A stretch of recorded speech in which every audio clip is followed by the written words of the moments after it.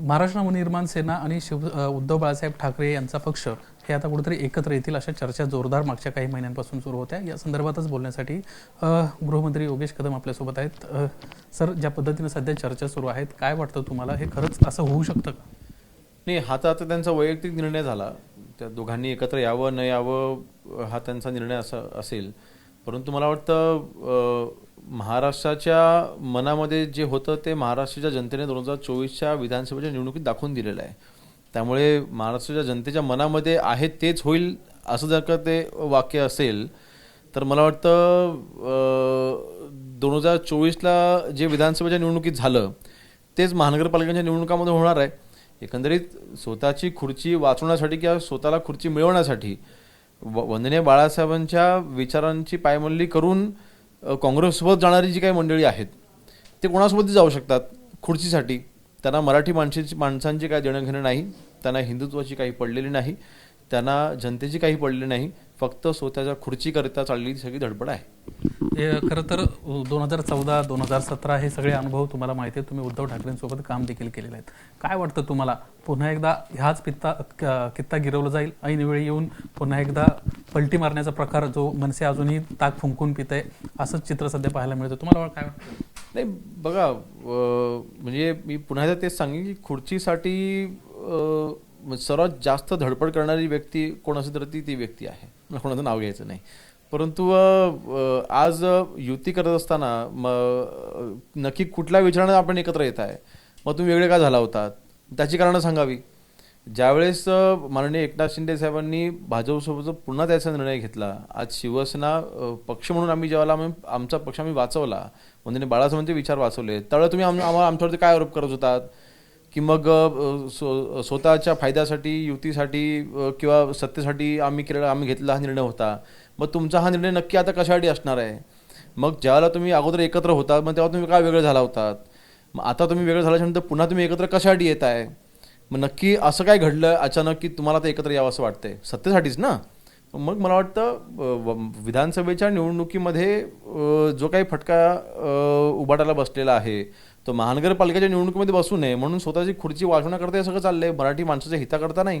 राज ठाकरेंना ज्या पद्धतीनं टाळी द्यायला पाहिजे होती ती अद्याप दिलेली आपल्याला पाहायला मिळत नाहीत। ज्या मुलाखती संदर्भात रेफरन्स दिला जातो ते म्हणतात की ह्या मुलाखतीनं तुम्ही वेगळे अर्थ काढले, अजूनही मनसे ताक फुंकून पित आहे असं चित्र आहे। नाही, मला वाटतं आता सन्माननीय राजसाहेब हे पण काही नवखे राजकारणी नाही आहेत, ते खंदे राजकारणी आहेत। योग्य कुठल्या वेळेला कुठला निर्णय घ्यायचा ह्यांची त्यांना 100% जाणीव आहे। तो काय निर्णय घेतील हे कोणालाही आज माहिती नाही, त्यामुळे आता त्यांचा निर्णय काय असेल हे त्यांना माहिती। परंतु माझी वैयक्तिक इच्छा मागे मी बोलावून दाखवली होती आणि मुंबईमध्ये आपल्याला शिवसेनेचा भगवा झेंडा फडकवणं हे हिंदुत्वाकरता मराठी माणसाकरता अत्यंत गरजेचं आहे। आज भाजपसोबत आम्ही आज सत्तेमध्ये असताना शिवसेना भाजपची 25 वर्ष युती आज महानगरपालिका आम्ही पाहिली, पण त्यावेळेला उद्धवजीच पूर्ण महानगरपालिका बघत होते, नंतर मग आदित्यजी पाहत होते। तर अशा वेळेला नवा विचार समोर येणं गरजेचं आहे आणि अशा वेळेला नवा विचारासोबत राजसाहेबांनी यावं अशी आमची इच्छा आहे। परंतु आता तो निर्णय शेवटी त्यांचा असेल। 1.5 महिन्यापूर्वी स्वतः उपमुख्यमंत्री एकनाथ शिंदे घरी गेले होते, उदय सामंत देखील भेटी घेऊन आल्या होत्या। तुम्ही त्यांचं वेलकम कराल का? त्यांना महायुतीत यावं म्हणून तुमच्याकडून प्रयत्न होणार आहे? नाही, मी प्रयत्न करणार आहेत का? मी काही इतका मोठा नाही, सिनियर नाही। सिनियर म्हणून नक्कीच आमचे माननीय एकनाथ शिंदे साहेब आमचे मुख्य नेते म्हणून त्यांनी पुढाकार म्हणजे त्यांच्या घरी ते गेले होते आणि माझी वैयक्तिक तरी इच्छा आहे की नक्कीच राजसाहेबांनी सोबत यावं आणि महायुतीमध्ये येऊन त्यांनी महानगरपालिका निवडणूक लढवावी, जेणेकरून आपल्याला शेवटी राजसाहेबांचे जे विजन आहे ते महाराष्ट्राच्या हिताकरता अतिशय चांगलं आहे, मुंबईच्या हिताकरता अतिशय चांगलं आहे, ते विजन आमच्यासोबत यावं अशी आमची नक्कीच इच्छा आहे ना। मुंबई पोलिसांच्या इकॉनॉमिक ऑफेन्स विंगनं काही दिवसापूर्वी मिठी नदी गाळ प्रकरणामध्ये रेड केल्याचं पाहायला मिळालं होतं। आज ईडीनं देखील त्याच्यामध्ये उडी घेतलेली आहे। ईडीच्या दिनो मोरिया सकट केतन कदम असतील किंवा अन्य मंडळी आहेत त्या प्रकरणातली, त्या सगळ्यांच्या घरी रेड सुरू आहे। नाही, मुंबईला गेली अनेक वर्ष मिठी नदी ही मुंबईच्या अगदी मध्य भागातून वाहते आणि पूर परिस्थिती निर्माण झाल्याच्या नंतर गाळामुळे नक्कीच मुंबईकरांना प्रचंड हानीला सामोरं जावं लागतं। अशा वेळेस तो गाळ काढण्याच्या मध्ये ज्यांनी कोणी भ्रष्टाचार केलेला आहे, ज्या कंपनीजने हे कॉन्ट्रॅक्ट घेतले होते ते कोण होते, त्यांचे पार्टनर कोण होते, त्यांचे मित्र कोण होते, ह्याची चौकशी झालीच पाहिजे ना।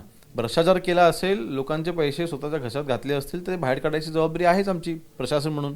म्हणून मला वाटतं जी काही कारवाई होते ती काही कुठल्याही सूडबुद्धीने न होता ती इन्फॉर्मेशन बेसवरती 100% कारवाई होत असते. कारण सेंट्रल एजन्सी जेव्हा ह्याच्यामध्ये इन्क्लूड होते किंवा त्याचा जेव्हा सहभाग होतो त्याला माहितीशिवाय ते होत नाही. म्हणून मला वाटतं कायदेशीर कारवाई जी काय व्हायची ती होईल. एबीपी माझ्यासाठी काही सांगाल, काही ठोस बाबी तुमच्या हाती लागलेत का, जेणेकरून ईडीनं सुद्धा त्यामध्ये इंटरव्हन केलं? नाही, तसं मला डिटेल सांगता येणार नाही, परंतु नक्कीच कायदेशीररित्या जी कारवाई आहे ती 100% होईल. जालिंदर सुपेकरांना तुम्ही साईडलाईन जरी केलं असलं तरी जालिंदर सुपेकर आणि त्यांच्या आसपासची जी मंडळी आहे यांचं नेक्सस एक प्रामुख्यानं पाहायला मिळते. शशिकांत शिंदे चव्हाणांच्या बाबतीमध्ये आता एक अनेक गोष्टी समोर येत आहेत. 617 जवळपास फ्लॅटची त्यांची स्कीम असेल, पत्नीच्या नावे, वडिलांच्या नावे अमाप संपत्ती पाहायला मिळते. या संपूर्ण प्रकरणाची चौकशी होणार आहे. आणि बघा, माननीय मुख्यमंत्री महोदय या बाबतीमध्ये लक्ष ठेवून आहेत आणि माननीय मुख्यमंत्री महोदयांनी ह्याच अगोदर त्यांनी स्पष्ट केलेलं आहे की हगवणी प्रकरणामध्ये देखील कोणाचाही दबाव असता कामा नये. अतिशय तिथे पारदर्शक पद्धतीने ती चौकशी झाली पाहिजे, ह्याकरता काही निर्णय घेतलेले आहेत.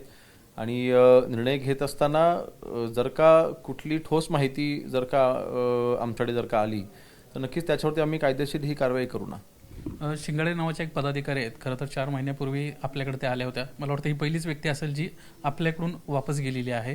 त्यांच्याशी काही संपर्क झाला होता का? नेमका असा निर्णय त्यांना का घेतला? काही वेळापूर्वीच उद्धव ठाकरेंच्या उपस्थितीत प्रवेश झाला त्यांचा. त्यांचा वैयक्तिक निर्णय असेल. आता आपल्या निर्णयावरती जर का कोणी व्यक्ती ठाम राहू शकत नसेल तर मला वाटतं अशा व्यक्तीला कधी राजकीय भविष्य नसतं.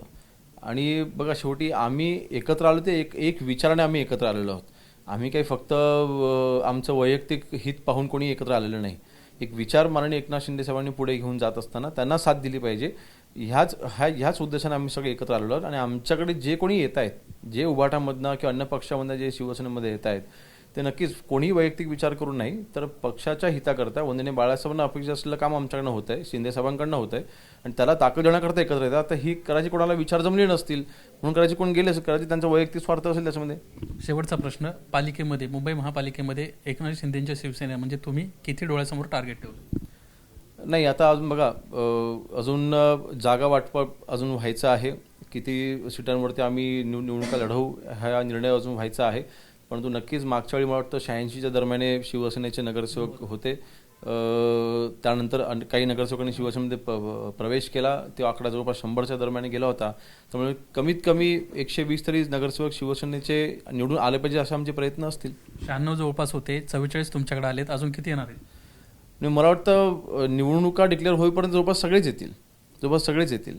आणि म्हणजे आपण एक लक्षात घेतलं पाहिजे की विधानसभेच्या निवडणुकीचे निकाल आपण लक्षात घ्या. काही महत्त्वाच्या ठिकाणी देखील जिथे मराठी माणूस हा जिथे राहतो त्या ठिकाणी देखील शिवसेनेचे आमदार हे निवडून आलेले आहेत आणि चांगल्या लीडने आलेले आहेत. तर अशा वेळेला महानगरपालिकेचे चित्र हे विधानसभेच्या निवडणुकीमध्ये स्पष्ट झालेलं आहे. आणि म्हणून मला वाटतं येणारी निवडणूक ही मुंबईमध्ये असलेला मराठी माणूस आणि हिंदुत्वावरती विश्वास ठेवणारा जो माणूस आहे तो नक्कीच आमच्यासोबत राहील. किती लोक राहतील तिकडं? मला वाटतं आता शेवटी फक्त जे कुटुंबामध्ये चौघेच राहतील. धन्यवाद आमच्याशी बातचीत केल्याबद्दल. कॅमेरामन गजानन बाळापूरकर, निलेश बुदावले, एबीपी माझा, मुंबई. एबीपी माझा, उघडा डोळे बघा नीट.